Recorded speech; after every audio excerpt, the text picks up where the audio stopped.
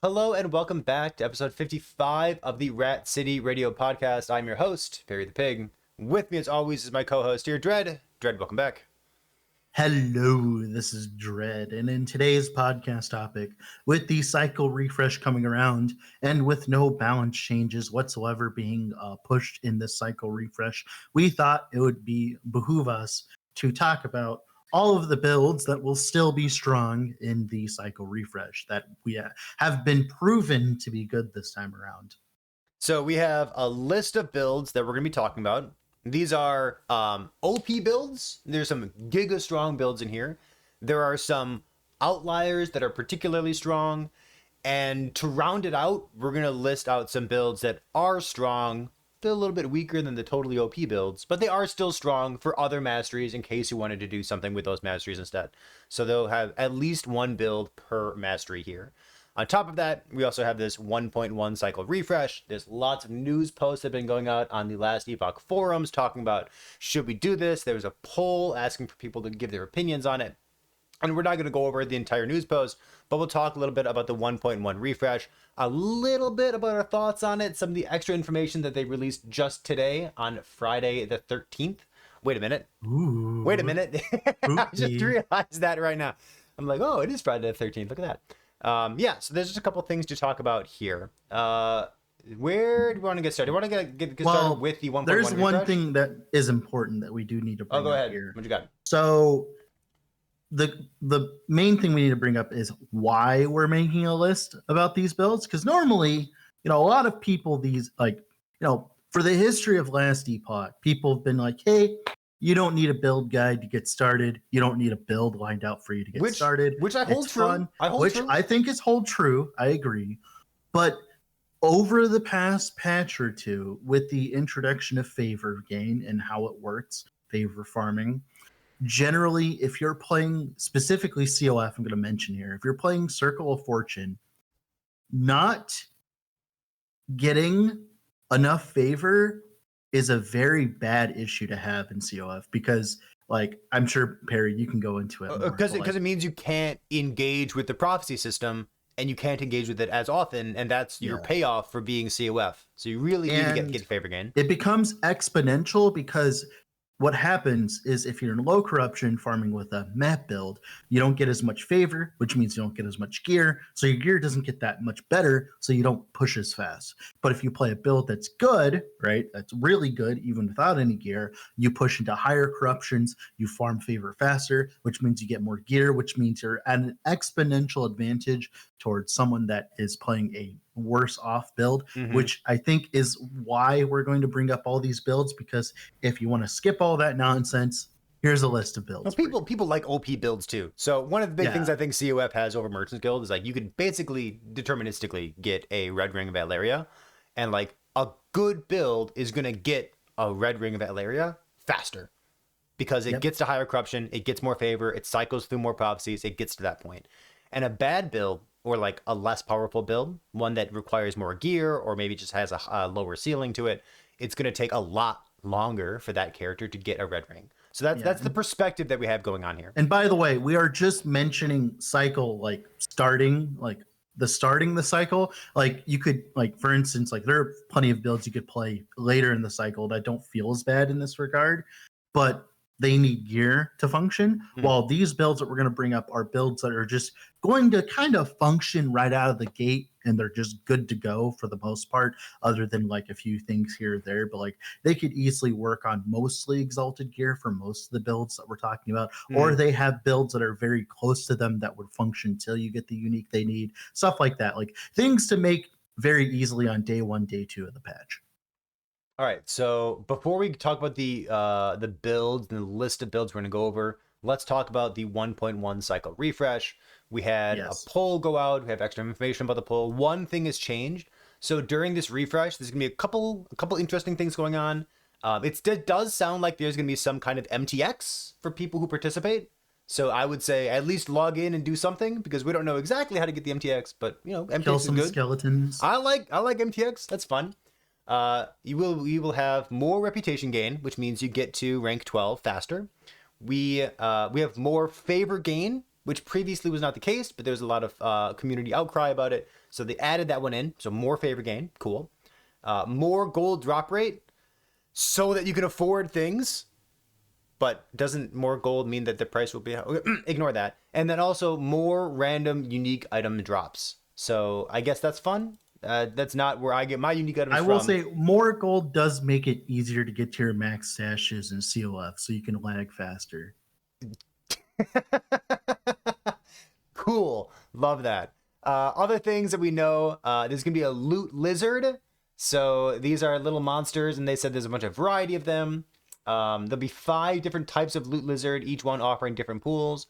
Maybe there'll be one that has like a bunch of unique items that drop. Maybe there'll be one that has a bunch of, maybe set items that drop. Oh, so we'll see. We don't have too much information about that, but loot lizards, they look cute. I'm happy to see those guys here. We have new shrines. They said 20 plus new shrines.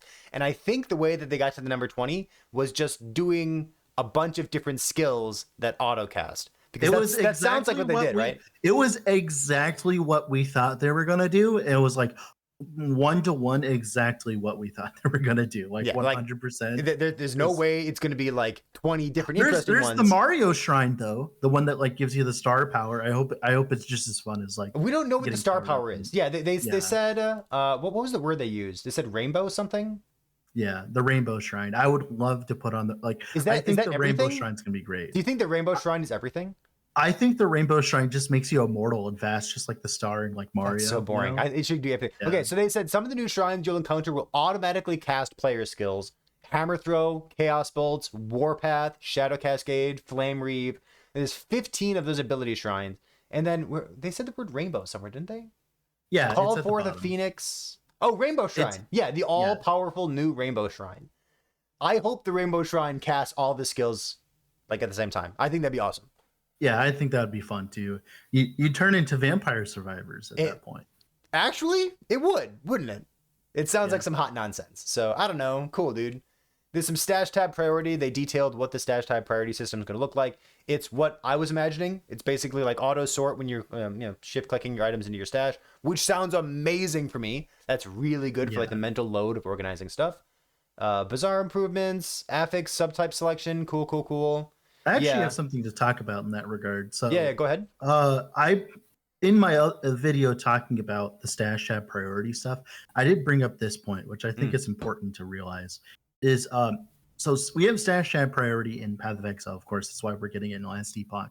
And I think the major difference here for Last Epoch and Path of Exile is in Path of Exile, most of my currency and my liquid fluidity is in terms of currency, div cards, maps, and stuff. And they go into a stash tab. If you don't know, if you can buy stash tabs that stack each of the items up, so you don't need like 50 different stash tabs for your maps. You just have one, and the stash tab priority goes into that, right? You like not much of your wealth in Path of Exile is in raw things that like take up inventory space, like items. And usually that means you only need like maybe 10 stash tabs and maybe 1 dump stash tab, stuff like that. While in Last Epoch, it's a little different because your currency, quote unquote, is items. Like it's not like Path of Exile where, all of my stuff is in Divine's Liquid. It's all just items I pick up off the ground. And even more so with COF. COF, it's even worse in that regard, which means that I think that's why stash tabs are such a big problem right now for people, is because, all of my wealth is the gear that I drop on the ground, which I think is amazing. That's good. I think that was the point with Last Epoch. But I think because of that, because the fact that your wealth is tracked by how much gear you have, right? I think that's what's making the stash tab stuff so much worse than it should be in theory, if you think about it in comparison like Path of Exile. Yeah, I hear you. And I think the stash tab priority doesn't help as much, because what will happen, I think, is you're gonna set up all your priorities and then you're gonna like be putting stuff in your stash tabs, but then it's full. I gotta go fix that. Oh, that one's full. I gotta go fix that. It's full, and then you go make a new one. Yeah, you go make a new one, but the problem is you're gonna have to do that all the time because you're picking up a lot of gear in Last Epoch. It's not like as if you're like your stash tabs are just plumb full of gear all the time, and I feel like they need to probably you know, acknowledge the fact that because the fact that gear is the way we track wealth, that we need a better way of stashing our gear. Like for instance, would you really think it would be that overpowered or bad if after a while you could get a stash upgrade that just throws your stat like it's God, there's like okay, I'm gonna bring up something weird here. Go So on. it's from Minecraft. It's a Minecraft mod, okay? It's a mod for Minecraft. What it does is it's kind of like a computer system where you can throw all your gear and equipment into and your items into, and you can just search into it. It's like a big giant, like I don't know, big giant tab that everything goes into, Mhm. and you can search for it later on and use like all the search query terms that they're giving us. I think something like that, in theory, would be the ultimate solution. Oh my god, absolutely. Yeah, Yeah, give me feel a like loot filter I for feel my like stash. I and it could be like a progression reward. I feel like as though like since Last Epoch is making so many steps in the right direction and changing so many things and doing so many different things that's something that they could be the first to do is make stash tab management not a pain in the ass. Yeah. So I want to say like the stash tab affinity stuff that they're talking about right now, like for me and how I organize my stash tabs, and like I've made videos on it. I think it's gonna feel amazing. So like I don't want to critique it too much because I want to play with it. I want to Oh no, manipulate I'm it. just saying that like I think that it will matter less than like what you Yeah. think it would because of Maybe. the fact of because like I said, the reason why I feel so good in Path of Exile is the items that I'm dumping into these stash tabs, they never fill up, quote unquote, or they don't Mhm. fill up as quickly. So I never have a problem with it. Listen, if I can search for the word mage without pulling up every item that has damage written on it, Yeah. that'd No, be a huge that would be quality of nice. life Yeah, I agree. That would be increase. amazing. Yeah. It's kind of All nonsense. right, All right, continue so there. there's one thing that you and I mentioned about this 1.1 refresh, and like we're gonna talk about this, and then we're gonna get into this build list that we've been teasing here. So this is something you and I talked about just before the podcast started, and that is like, what are we doing about legacy? So for those of you who don't know, we had this poll go out saying like, if you're against doing a cycle refresh, what would be the biggest detractor for you? And it seems like there were a lot of people out there who straight up said that legacy makes my character feel irrelevant. Once they're legacy, I don't want to play it anymore, which I agree with. I think in the modern era of action RPGs that are being seasonal based and cyclical, that you want a fresh restart, you want to progress your character over 2, 3, 4, 5 months, and then restart after that. So EHG has this interesting sentence here that says one of the big things we want to dive into more is why players feel their character becomes irrelevant when transferring characters to legacy, and what we can do to alleviate that feeling. Well, the first big thing for COF specifically in this regard is just the stash tab stuff we just brought up. Like managing your stash. Like, so you have your stash and legacy, which is 200 stash tabs that are plumb full. Then you bring your cycle character, which is 200 plus stash tabs that are plumb full. And you only have 200 stash tabs, right? Now, also as well, another problem as well is if you've only played cycle and you've never played legacy, I'm pretty sure you don't have stash tabs when you go over to legacy. I think people have been complaining about that. That's another thing.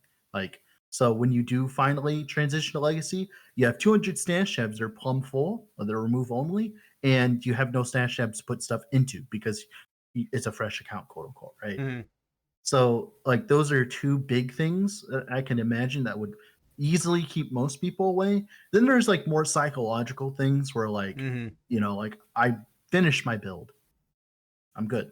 Like, it's like I I don't don't I know. don't think this is a problem to be solved. I'd be shocked if this is something that EHG can make changes about and change like my psychology about it. But I would be curious to find out what they can discover on this front. Because like it's the same character, right? Like I want to progress this character. Why not progress in Legacy? And like Legacy has, all my other gears over there, all my other shits over there. And instead of having like my CWF character, like I'm a CWF person, but instead of having like the solo experience where this character earned all this gear and this seasonal character earned all this gear, all of a sudden like you dump it into Legacy and it's like, okay, well, my great great great grandpa, found this pair of gloves and it's great for me. I got it for free. Like it doesn't feel the same. Where's my Also, pride and accomplishment? I think offline fills that niche a lot more for people that would care Mm. about legacy, Mm-hmm. or the kind of people that would want to play offline anyways and do stuff like that.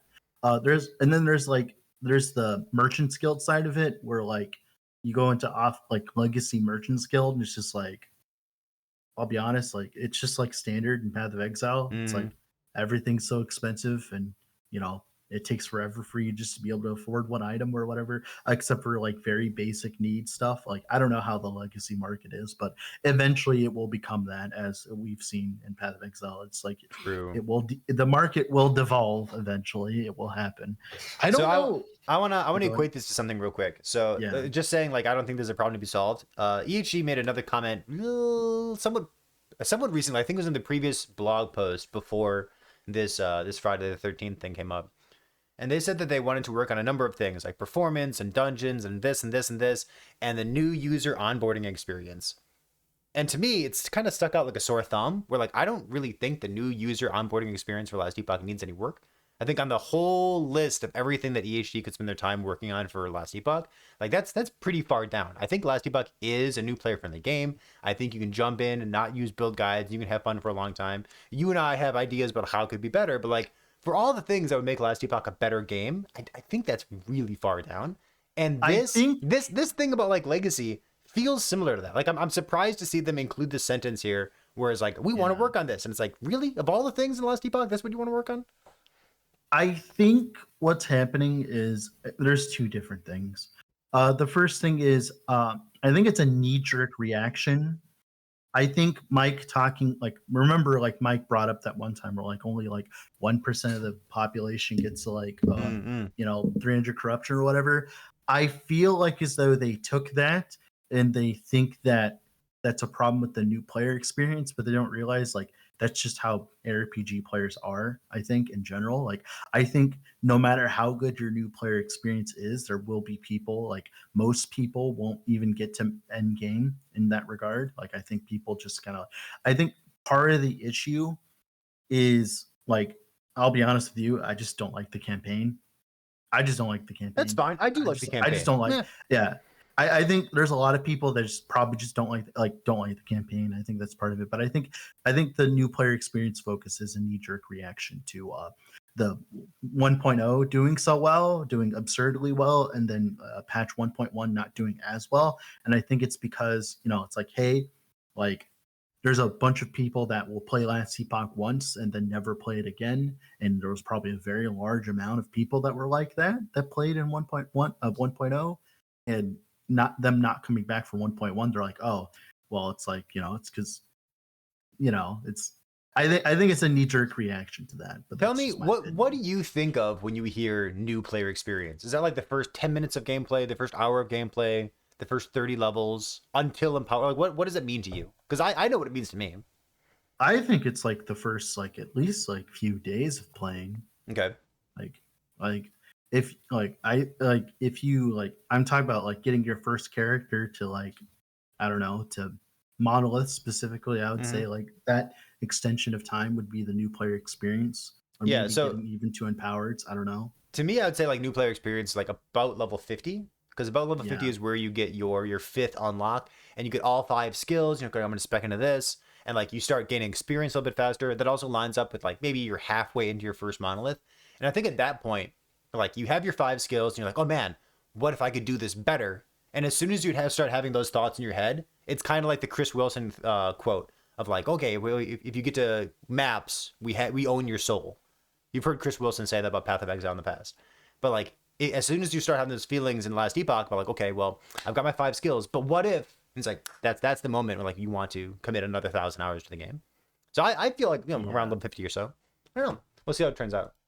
Yeah, I think the problem ends up becoming is I think I've seen this a lot over the past few years now.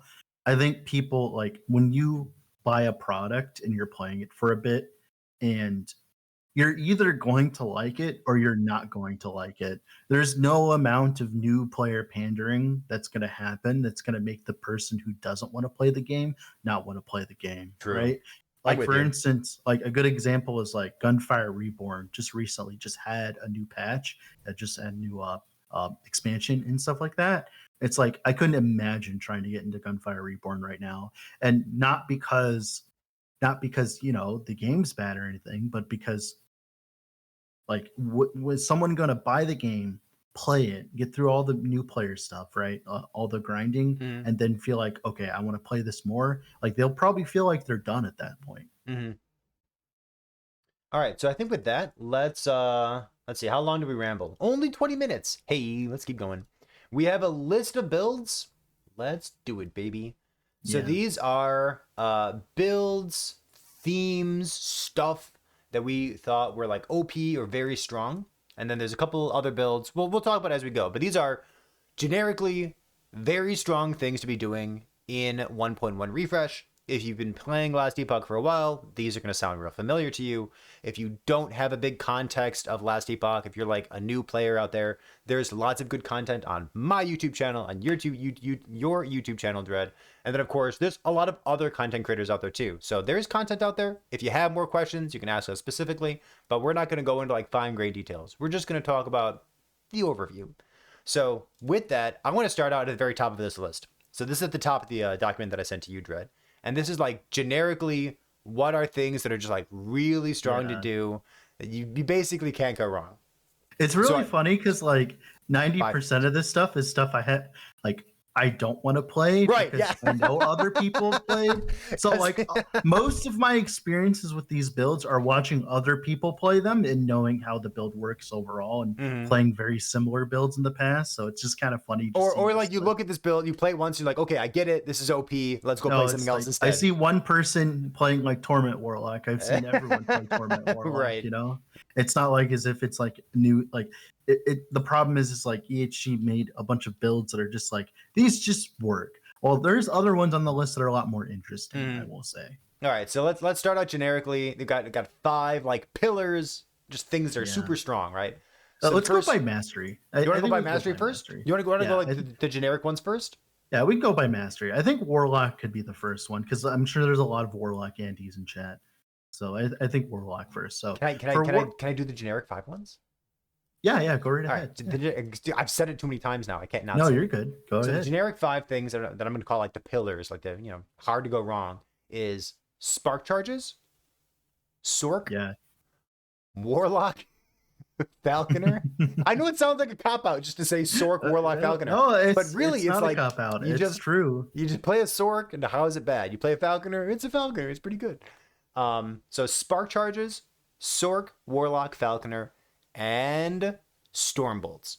I think those 5 things cover lots of different builds, and it's basically hard to go wrong. You say that, but someone's gonna like log in and play Gathering Storm and hate you. Well, I did not say Gathering Storm. I actually don't think Gathering Storm. It's part of the Storm. No. I don't think Stormbolts. Stormbolts. I think Stormbolts procced off of other things, specifically Tornado. Okay, so with that said, those are like the 5 pillars. 3 masteries and 2 exceptionally strong procs.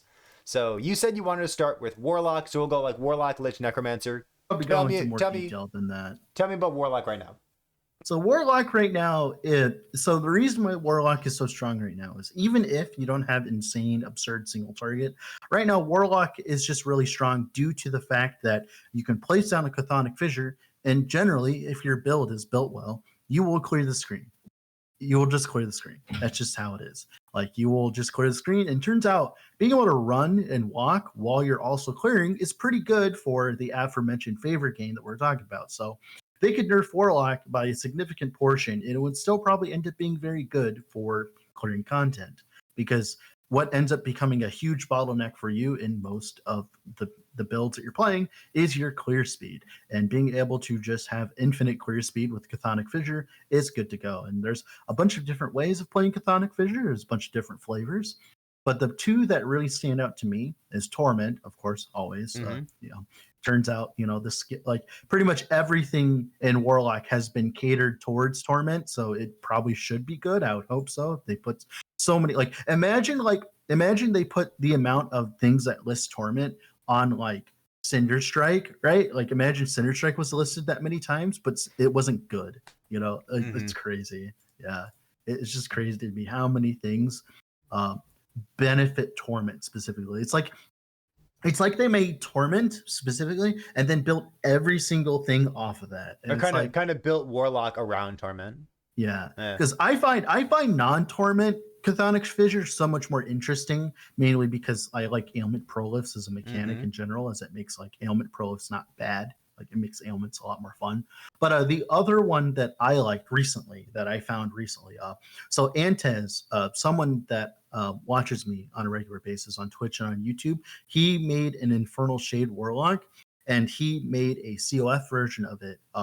In like a week's worth of time in COF, and got to like 1400 corruption, which is a decent number, turns out. And it's all about Infernal Shade popping and doing the explosion. And you use the Chthonic Fissure node that pops your Infernal Shades for you.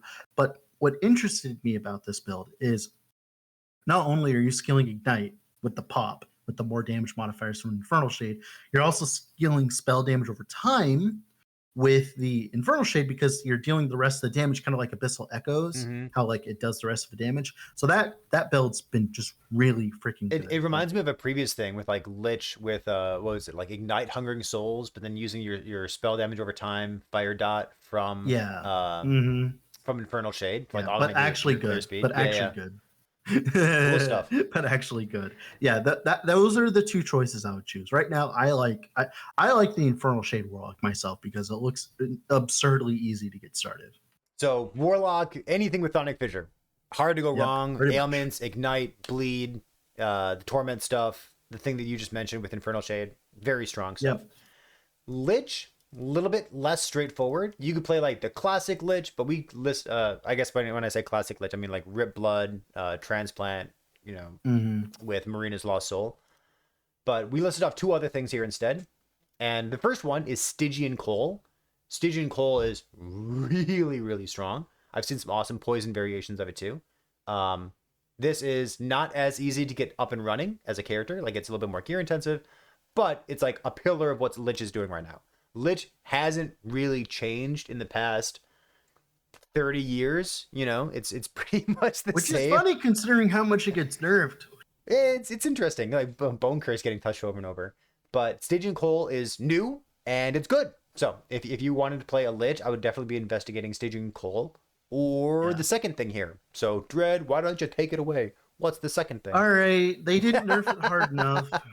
So if you don't know, recently EHG they nerfed Summon Volatile Zombies, because we got the new rings that summon volatile zombies every so often. Like it's like resummons them, so you have a Mm-hmm. chain of volatile zombies. The rings, the cycle of putrescence, and with that change, they made it so that whenever you summon a zombie with the two specific nodes, the one that summons multiple zombies and one that summons big zombie, you have a 10% chance, I believe, to summon multiple zombies whenever you would summon a zombie. So instead of getting 3 zombies per time cycle of putrescence procs, you only get one, and then a 10% chance to get like 3 of them or whatever, depending on how many points you have in that node.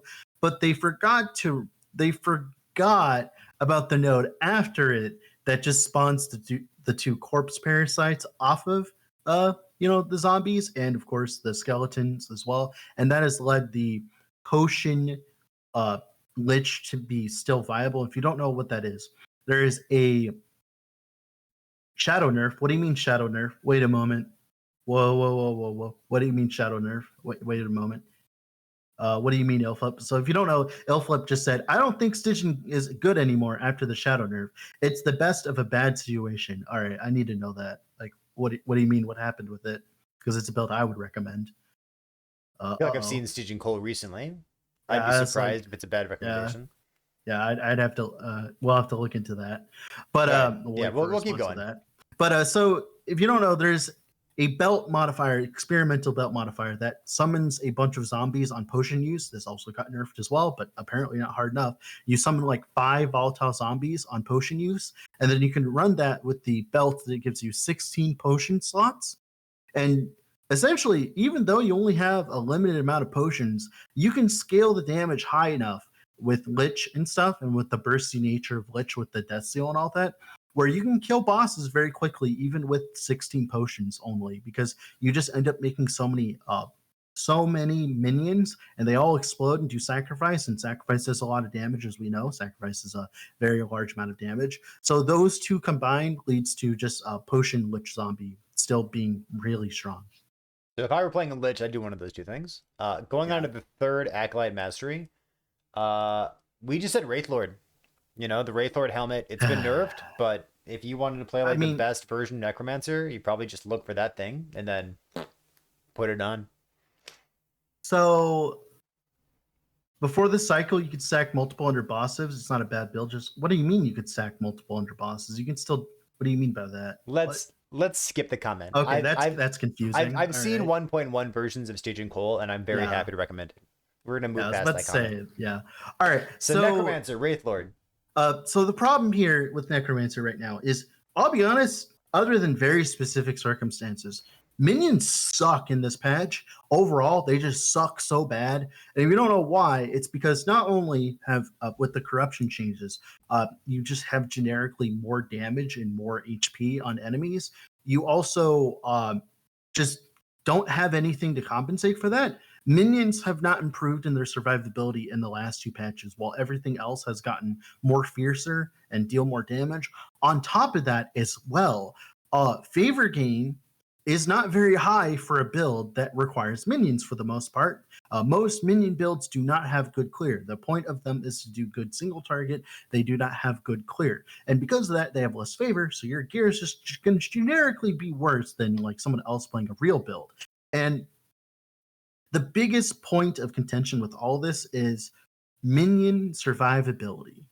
Even with like 1,000% minion health and like 100 intelligence and all this and all that, you just simply just can't keep your skeletons alive. Just skeletons, right? And then there's like a lot of other minions that can't survive that long, and that's what has led to the prevalence of the solo minion archetype, where you run Bone Golem, right, and you like hit it with your Rip Blood. But then Wraith Lord came out, and all of that doesn't matter anymore. So now you just play Wraith Lord, Mm-hmm. and all of this is combined to the point where, like, I'll be honest, Necromancer is in the dumps, other than Wraith Lord and like maybe normal summon volatile Wraith and like maybe summon volatile zombie stuff, but Lich does it better.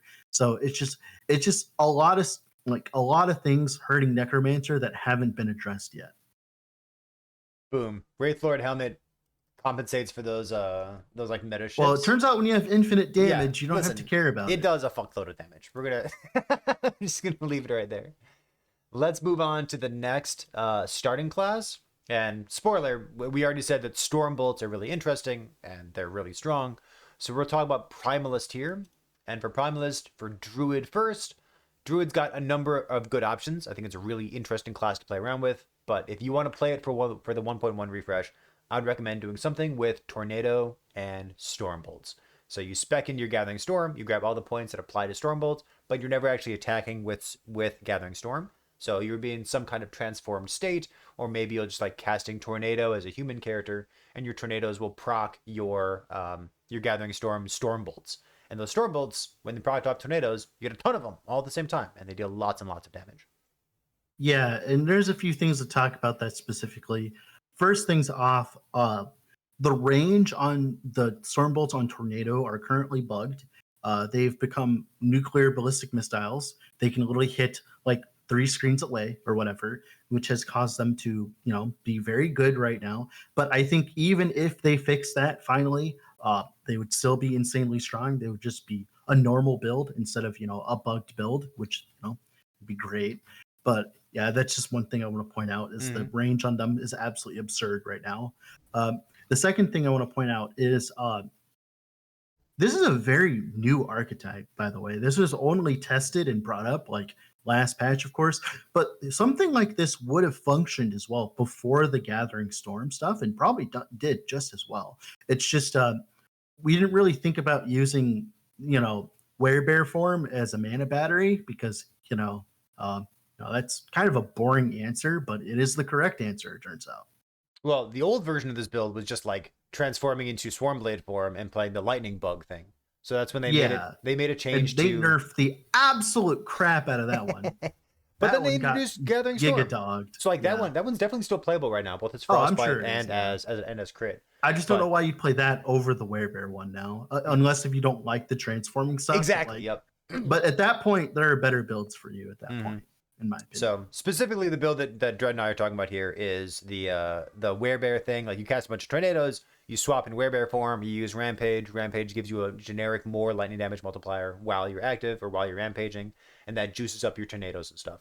So that's and you also get the 40% more for 6 seconds after transforming, which is really strong. So that's what we're pointing at there. But generically, just like tornado plus stormbolts is a great place to be. So we're gonna move on to the second mastery for Primalist, which is Shaman, and Shaman. Tornado Shaman plus does tornado more of the stormbolts. He does. Frostbite Tornado Shaman is actually really good right now, especially after the buffs. You don't have to use the stinky boots anymore, and it makes the attunement node a lot better. Yeah, it's interesting. You don't need to use snowdrifts, and you don't need to find a 1 LP that has tier 7 movement speed on it. Yeah, like, and you didn't really need to use it before, but like now it's just generically buffed. Like, because you just had that much damage with the tornadoes, you didn't even need to use the boots. But now it's like it's so much better, and like the only thing you have to do with that build is solve the mana, and that is not hard at all. Like there's either the final solution, which is using Spriggan form, right? Or there is just building a bunch of mana regen, which Shaman does. You can get up to 30 mana. Using Ursul's Pride, you elemental can resistance even, when you have a totem up. The cool trick too, you can even convert tornado to fire to get the minus mana cost on the wand specifically, because you want the wand because you want the mana regen, because they nerf scepters so you don't get mana regen anymore. You just run the wand with mana regen, right? And that gives like another -5 and a +1 to tornado. There's like so many different like it's you mean Cinder Song. Yeah, Cinder Song. The reason why you use Cinder Song, okay. You do Cinder Song because you can't use mana and mana regen on sectors anymore. True. They nerf that. They remove that. Yeah, so you can do that. That's the thing. It's really cool. There's 2 other Shaman builds we listed here as well. One is Avalanche. I know you and I both played Avalanche at one point during the 1.1 patch. And like Avalanche, there's a couple different ways you can build it. It's just a generically strong skill. It's not OP, but it deals a ton of damage. You got to solve for mana, either building mana regeneration or swapping into Spriggan form and building cooldown recovery speed. You got to do something about your mana, but as long as you're willing to put up with that, like Avalanche is a great place to be, and you're going to be happy with your build. Yeah, and like it was like I cycle started it this patch. I can 100% recommend it. There's literally nothing I could find wrong about it for the most part. It just it was a smooth experience all the way through. It's like as soon as you get Avalanche, it feels amazing because they're finally listening to feedback and they're making base skills, not shit. The base versions of the skills, like imagine like Umbral Blade's base versus Umbral Blade's spec, right? True, it's like a huge difference. Okay, I hear you. Avalanche spec and Avalanche not spec is not that big of a difference. You just get a few more damage modifiers, but the base skill when you get it in like the campaign is amazing. Like it hits like a truck. So much damage. It's amazing. Yeah. And then the other one is Storm Totem, and there's some gasoline versions of Storm Totem going around. It sounds like it might be bugged. I don't know exactly what the bug is. So I don't. The problem you is say there's a bug. I don't think there's a bug. There's been multiple bugs. It's the same issue as the Earthquake Beastmaster, where there's been multiple bugs, and some of them got fixed, some of them didn't. Upheaval is bugged.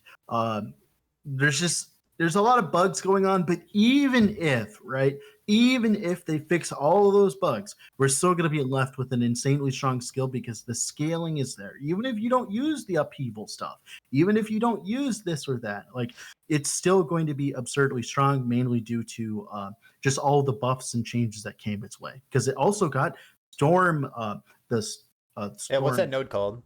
The bottom middle giga node. The one that allows you to use Storm. Storm bolts. Yeah, you can use storm bolts, and your attunement will add the flat to your storm totem. Like it has that 80% negative cast speed modifier, but turns out that doesn't matter. I wasn't even talking about that node. I was talking about the like cast thorn totem and cast storm totem to like combine them and make one big one. Yeah. Oh, that one, the thunder totem. Yeah, the thunder totem was a huge change. Like I leveled with thunder totem, just leveling with it. It just felt so good. I'm just sad at the fact that it's so bugged because I don't want to touch it right now until it's fixed. But it would definitely 100% would be a choice to choose if you didn't care about that. You just it's literally if you're interested in Shaman, you got multiple good choices. Love that. Yeah, it's fine. Finally, we do anyways. Oh, finally. All right, the third one here for Primalist before we move on is Beastmaster, and I just wrote down EQ There's damage over two time. Beastmen. Well, there's two. There's two. Oh, there are. I totally Yeah. forgot. Yeah, actually, you and I talked about this, obviously. So the first one is EQ damage over time. So this is a build that was popularized by the Curse. So he put this together for like 1.0 and like 1.0, 1.1. If you want to play it as a Druid, if you want to play it as a Beastmaster, it's just really, really strong. Speaking of bugs, It's also bugged. well, it was bugged, and they fixed it, and it's still bugged. Well, so it was bugged, and then they fixed it, and then they added compensation by changing some of the numbers, but then I think they also reintroduced the bug. So it's definitely bugged right now. If you're playing EQ without damage over time, you're good. But if you're playing EQ with damage over time with aftershocks, you're still dealing bug damage. But it's good. Trying to keep up with all the bugs fixes of all these skills and everything. It's like reading those shitty celebrity news magazines from like the Walmart. It's like on the front page it's like Avalanche is still bugged, or it's like it's great. So I promise you, I've played the non-bugged version of EQ damage over time. It's still an excellent build. Yeah, I feel like you could not go wrong with that. Yep. Very strong. And the second Beastmaster, of course, the one that I forgot to write down is what you and I already talked about, Scorpion. So Scorpion is just like, it feels like it's underrepresented whenever I look at builds and like build guides and things that are popular on the forums and whatnot. But like Scorpion, popularized by the person whose name I forget. Him. It's Cookbook. That guy. Yep, there you go. So to give you an idea of why this specific minion build is good, why other minion builds are bad, right, for the most part, right now in the current state of Last Epoch, is there's a few things going on. The first thing, it does damage. Turns out just doing damage means that you can invest more into minion survivability. Like, who would have thought, right? I feel like minions should deal damage and that you should solve their survivability. I feel like that should be like what they should do, right? Is they should do damage and you fix their survivability, but whatever. We'll get to that later. But it does damage. So all you got to do is fix survivability, which is very easy because you can use the swipe node. There's a node inside swipe that triggers a companion ability when you use it, but it also heals your companion to 100% health every single time you use it. It's a very low cooldown skill. It starts off at 2 seconds. You can get it much lower than that. And that means that your Scorpion doesn't die because it's always at 100% HP. And even if it dies, you just like go and walk over on it, like the companion stuff. And it just, not only does it do enough damage, it also does damage in an AoE, which is very rare for minions in general, is doing a copious amount of damage in an AoE. And also as well, it's very SSF, like COF friendly, because you just have to have the skill. You don't even need that much gear. Cookbook brought like just an exalted only version all the way to 500 very easily. Then like he pushed to 1,000 with like normal gear. It's just like it's hard to go wrong with that. It's like the pinnacle of Beastmaster pet builds right now. Love that. Wish there were more of them. I wish that someday we got support. Well, the problem is every single build is just a worse version of Scorpion, even if it does more damage, like Solo Raptor, which does more damage, right? Stuff like that. The problem is the clear speed is so bad, and that is such an important like facet of Last Epoch right now because a favorite gain. If you're playing a minion build, odds are your favorite gain is in the toilet. So it's just hard to recommend a minion build other than specifically summon Scorpion and stuff like that. All right. So that said, let's keep going. We're gonna go on to Sentinel next, and I think you have one build. Are we gonna move on from Sentinel? All right, let's talk about Falconer. So we have. So for Paladin, technically on my notepad document, I wrote ... I have two builds that I'm happy to recommend. You have one build that you're happy to recommend. But the problem is, like, Paladin, it doesn't really have the same gas as these other builds do. It's not OP. There's stuff you can play. There's stuff that's good. It had gas, and they nerfed it. So, like, there's no reason. There are builds you can play as a Paladin and not be embarrassed. You got good builds. They're fine. They're strong, but they're not on the same level as the other stuff that we've been talking about before. So I'm gonna go one of mine, and then we'll do Dread's recommendation, and then I'll do one more after that. So the first one that I'll recommend is a sword and board spam build using Judgment, stacking up the damage over time. So there's a build on the forums for this, and also this build has been proven in the arena as well. It seems like it has excellent damage. And I have not seen this. yeah, so this is a sword and board judgment damage over time thing. You place, it's not an aura build. You don't have the aura following you. You just place the consecrated ground on the ground. So you can stack up multiple of them for single target hit. It's funny. I actually played this build like a few months ago. Yeah. Is it the Consecrated Ground Stacking Paladin guide on the LE Planner? What's the name for the person? I think it's the Brewery. Yeah, that guy's build guide. Is that okay? Cool. Yep. All right. So that is a tried and tested build. It's a good one. Yeah, I did this with specifically the Judicator, but he's opting more for just a vengeance giving you mana back. And the reason why this even works now versus before is they fix how skill priority works on the bar. So if you don't know, if you have your skills in a specific manner, it will prioritize which skills to use first. So if you're out of mana, you can't use a skill that has 0 mana, right? So, but if you have a vengeance on your bar per se, on the other side of the bar, you just hold that down and hold judgment. What your character will do is it will use judgment when you need mana, or you're out of mana. Like it'll use judgment till you're out of mana. Then it will use vengeance because judgment is no longer a valid target because you're out of mana. Then vengeance, then judgment, vengeance, judgment. And it leads to a much better play style than trying to just do like vengeance, judgment. And it's a lot better because not only do you keep the uptime on the vengeance buff, you also keep the uptime on the consecrated ground, and just overall just a much better way of playing the build. Yep. Cool. So that's a good one for Paladin. I wouldn't say an OP build, but definitely a strong build. Yeah. So enough. It's what I would recommend someone to play if they want to play Paladin. Love it. So you had a different recommendation for someone who wanted to play Paladin. Like, again, not OP, but it's a good place to be. So what was that? So I am a fan right now of Flameburst Paladin right now, Warpath, and that is because it already had good damage before this patch, and Polaris is a thing now. Polaris is an extra like 3 additional smites per second on single target, which by the way, before you had like 3, so now you're at 6. So that effectively doubles your damage. And not only that, Polaris is a very low LP item. It's like 6 or something stupid like that. So you can get a 3 to 4 LP one very easily if you're playing Immersion's Guild, and a 3 LP one just guaranteed if you're playing a COF, right? Like just poop all over the ground. It's great.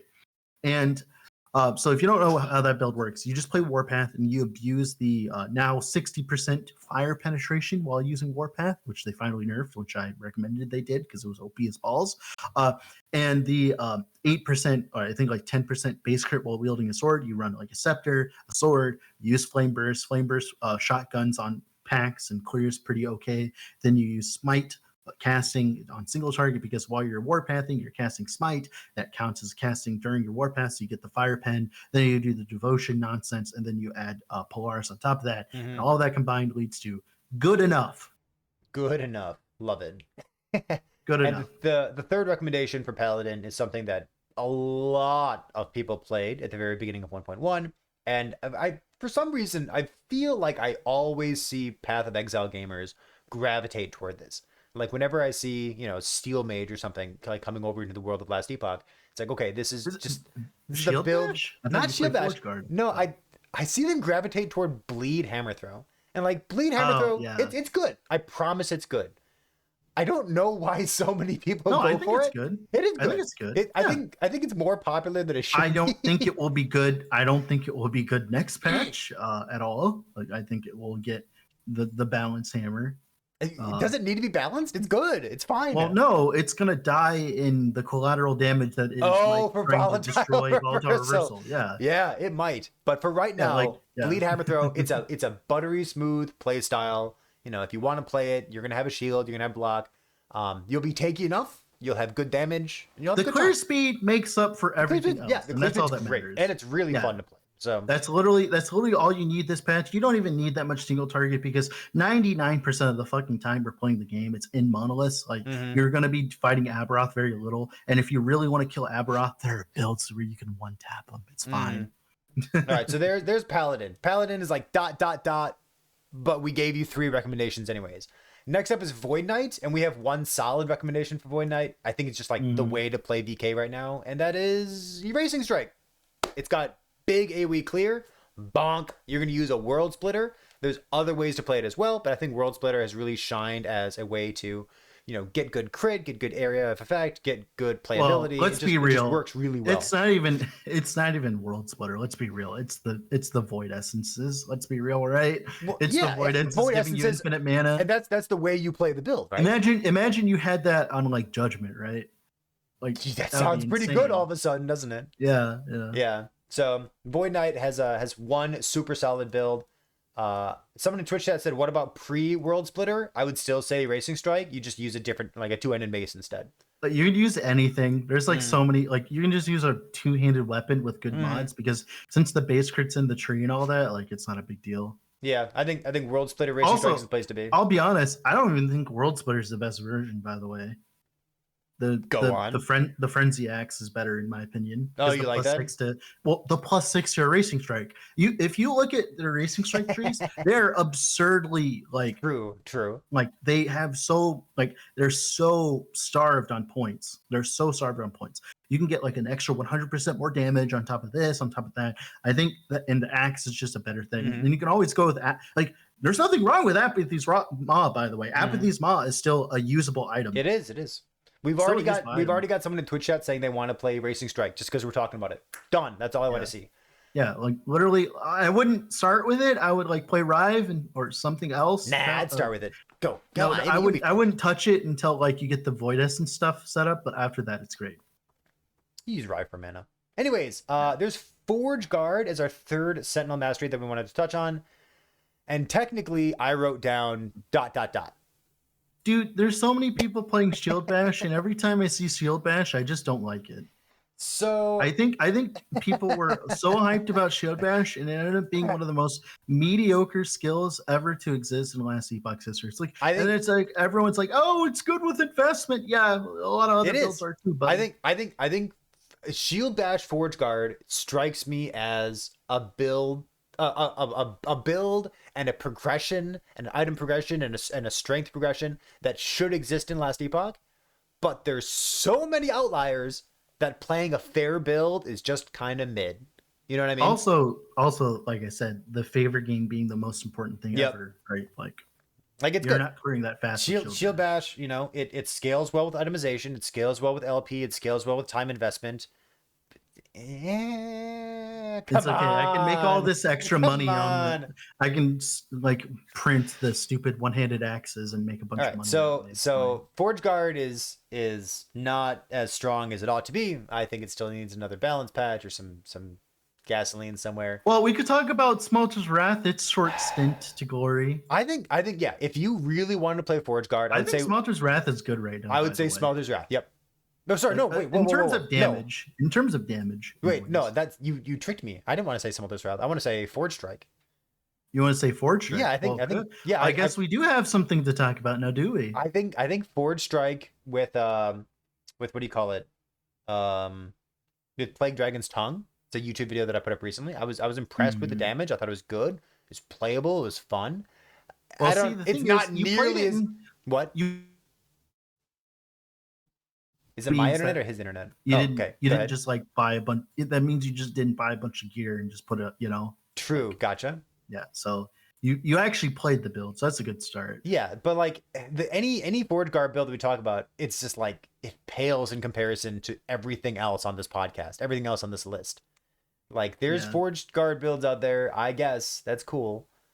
Forged weapons being bugged doesn't help either, but like I doubt they'd be good after a certain amount of corruption because of their survivability. We can talk about bugs real quick because Twitch chat's interested as well. Forged weapons are bugged because the forged weapon rings. They say that the forged weapons scale with the stats on your gloves. What they actually do is they scale with the stats on all of your gear. So like helmet, body armor, everything, which is obviously not intended. So that's one. And then another one would be Smelter's Wrath. For a while, it was like one-shotting bosses. It dealt insane damage. There's a YouTube video that had tons of views on it. That was bugged. It's been fixed. It was dealing more damage per ignite, but it was not capped. So now it is capped. So I think with the hammer, you can make. You want to go Event Horizon? I mean, at this point, if you're going to commit to standing still. You're gonna commit to standing still. You know, like you're Nah. gonna go Event Horizon. Sure, great, Yeah. love it. I don't. Yeah. I mean, I don't either. It is a way to do damage with it. That's all that matters, I guess. If you were going Forge Guard, I think the best place to be is probably just Manifest Armor. We've heard. We'll see. Oh, Yeah, Manifest Armor. yeah, I was gonna say like Manifest Armor. It got a good quality of life buff in 1.1, where there was a lower cooldown and higher damage on the dash ability that he does, which means that you have that's bugged. Oh. It only does damage on like the first tick of it. It's garbage right now. All right, cool. I thought it was fixed. Yeah, Rook was not happy at all. He actually didn't play this patch because of that bug sting, and even though they talked about it multiple times, and Great. brought it up. All right, never times. mind. Yeah, that's a travesty. All right, on normal Manifest Armor with like the shield throw shenanigans is still good. I was surprised at how good the AOE was on that now. And they changed the animations on it and everything. It looks a lot better. I don't know. On the list of like strong builds or OP builds or I would never touch it if my aim was to farm favor per hour. I would never touch Forge Guard. All right, let's move on. We're going to move on to a class that has basically perma haste and then extra movement speed from their movement skill. Let's talk about a rogue. First up for rogue is Blade Dancer. I wrote down 2 things for Blade Dancer, and it's some broad generalizations and maybe a build or 2, but I wrote down Shadow Daggers. I wrote down Shadow Daggers. It turns out that even post nerf, Shadow Dagger is pretty good. They didn't even nerf it. They nerfed the application rate of Shadow Daggers from Umbral Blades. Yeah, but they got 50% more damage. Why did they do that? Remember? Yeah, like they didn't even get nerfed. Why? Like they just took a they node. actually got buffed. They took a node and they're just like, oh, by the way, because it makes application of Shadow Daggers that isn't Umbral Blades even better. Why did they do that? I don't know. But they're just they like playing rogue. No, but like they say we want Shadow Daggers to be a secondary source of damage. We don't want it to be the primary source of damage for a build. It's not like something you totally build on. Like, but then they just took a fucking node in Blade Dancer. At this point, and they literally wrote 50% more damage for Shadow Daggers. It Daggers. didn't need that. Not at all. Nerfed Umbral Blades. They didn't, and it could have been also as well. It could have just been a node at the top of Blade Dancer as well. Like it could have just been at the top of Blade Dancer.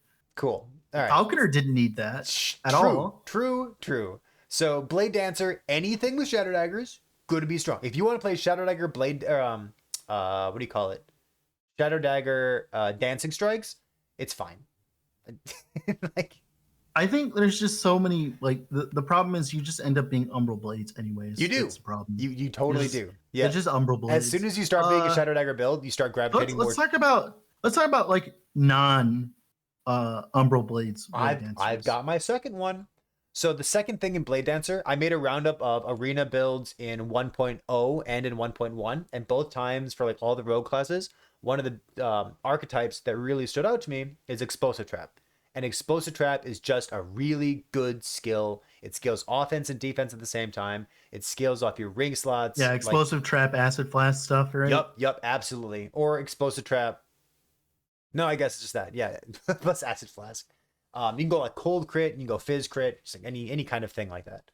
So if you want a good, strong Blade Dancer build, either something with Shadow Daggers or something with like Explosive Trap plus Acid Flask is a great place to be. Cool. Yeah, I agree. It's just a solid build. It'll be good, even if they nerf things, because Acid Flask is actually good when you spam it 50,000 times. I'm gonna go slightly out of order here, and I'm gonna go Marksman next. Sure, why not? So for Marksman, we talked about this a tiny bit before the podcast started, and luckily we had Trickster, who was hanging out in chat as well. Trickster is someone who's got 9,000 hours played on Rogue, and he literally only plays Rogue. So he's a great source of knowledge. He's a content creator as well. So he's had success with a good number of things, but in his responses to us, he was saying, like, you can do this, you can do that. Like, there's strong, good builds. Like, you can play Hail of Arrows, you can play multi-shot. There's good stuff going on here. And then he said, or you can just play Explosive Trap Blast Rain because Explosive Trap's dumb. And that, I think, is the kind of build that we want to call out on this list here. Explosive Trap Blast Rain. Weird. We need to talk about this a little bit more in detail because there's been a trend of late of people making YouTube videos on Marksman. Like, hey, look at my Marksman Explosive Trap build at 2K corruption. And you'll like watch them, they'll do like fine, right? They'll do enough damage. But then you look at their defenses, they have no defenses. They've completely given up on defenses. Defenses are out the window. Who cares about them? All we care about is damage. I'm like, it's just really funny to see that because it's like, I mean, It's like, yeah, it turns out when they nerf your defenses, you just go ZHP and you just, die every other mono, and hate your life. But still, I just want to bring that up when we talk about the marksman thing, because there's gonna be a lot of people that be like, well, the dread, I saw marksman kill Aberoth in 30 seconds, and he just ignore the fact that the multi-shot marksman had like 1200 HP. Just ignore that. I personally would like to play a build where I don't need to sacrifice all of my defense to get good damage. And not die. There's lots of builds in that category. Yeah. Yeah. There we go. It's like dying every other mono, and that's like negative clear speed. It's like, I've heard people call that a good build. I would rather uninstall the game than play a build like that, but that's just me. Yeah. All right. Last up is a Falconer. So next to Falconer. We didn't even bring up Bleed Hail of Arrows. I recently played it. It's insane. The damage is insane, and the damage is so insane that you could cut your damage in half, still have insane damage, and have way more survivability.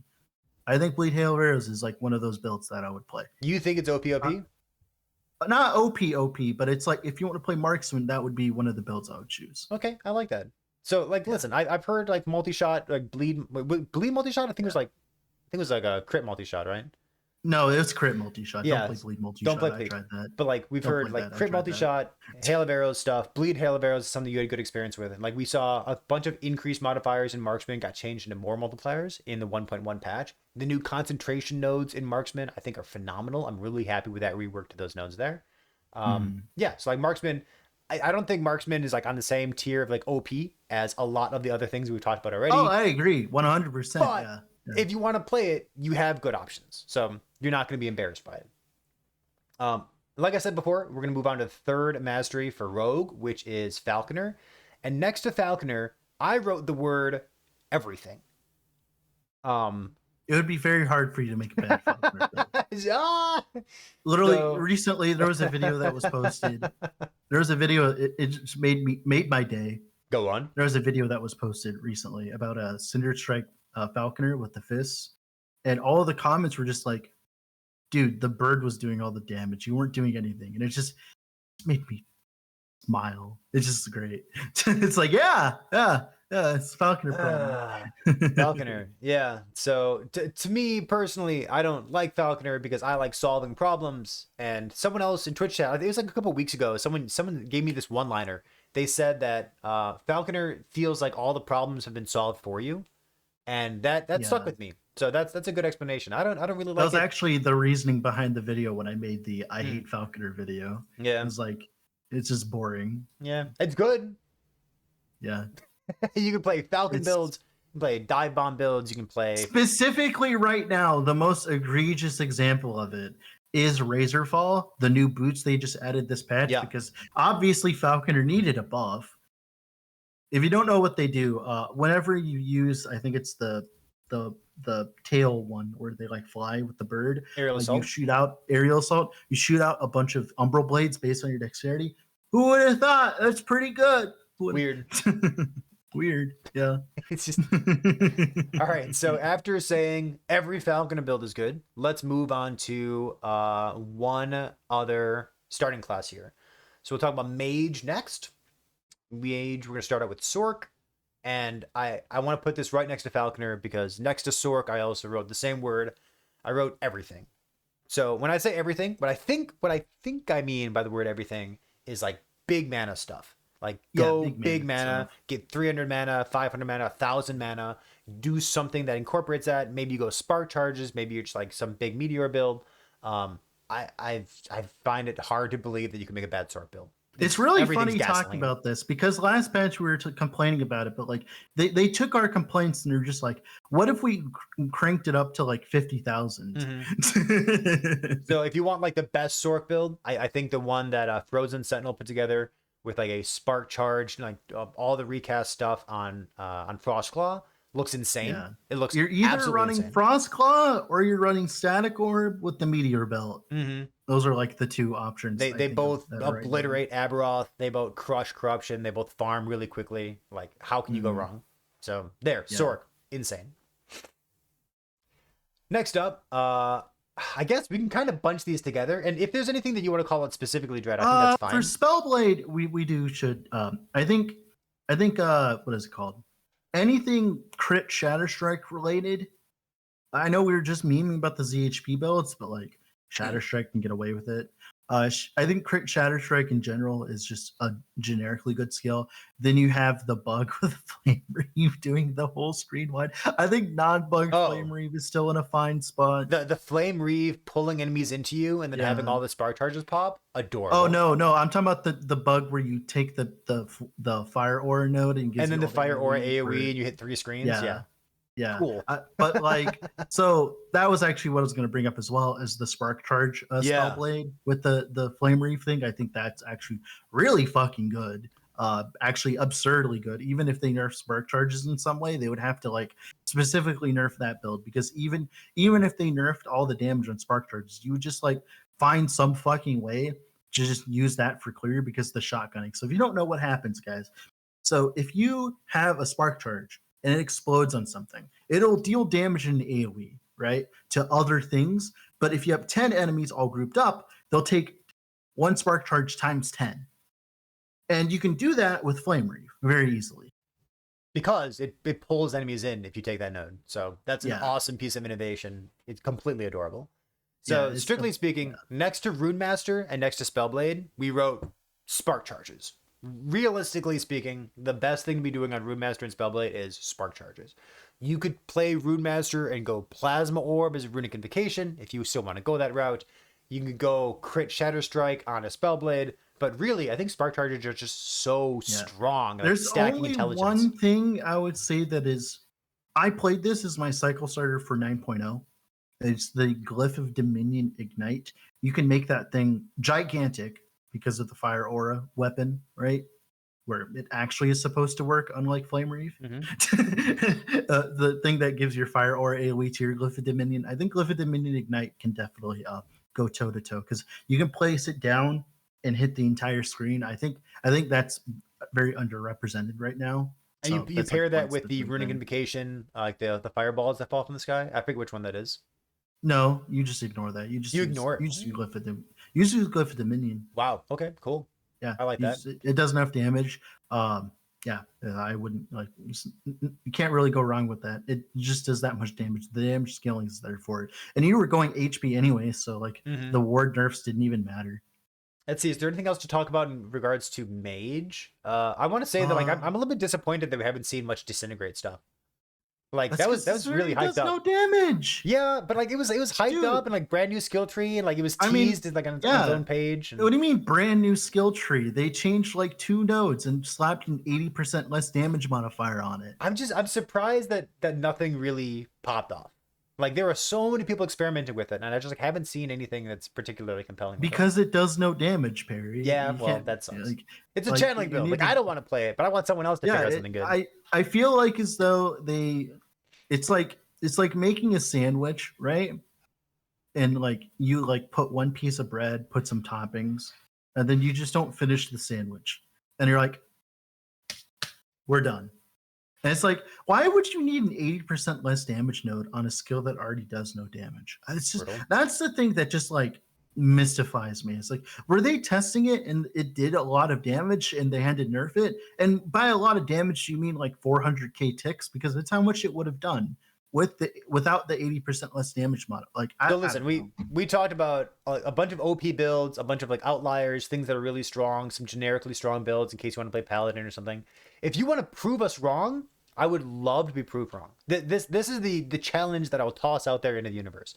If you want to work on something, like go take Disintegrate and figure out something sweet with it, because I've been pretty unimpressed so far. Oh, is it 60% less? I mean, that's still absurd. It doesn't matter what the number is. Cool. Let's see. Rune Master. I feel like there's another Rune Master thing that I wanted to call out real quick. Maybe that's about it. Oh, you know what it was? It was the build that you made. You called it like the best build you've ever made before. Oh, that build's trash. Oh, all right. Fuck it. It does like 400k. So the problem is with that build is the brand deception. It has a max ceiling. So what'll happen is like you get to like 400k ticks, maybe a bit more than that.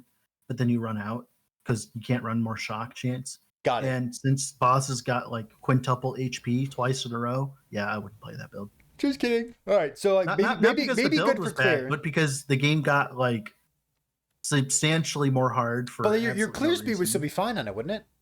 Yeah, but like I wouldn't want a boss on that. Maybe you could. It was figure out already something else. it was an acceptable margin before. Got it. So and like the clear it speed was had good really now. good clear speed. If you could figure out something else to use for single target instead, then maybe. It's like lightning dot. There's not really many choices.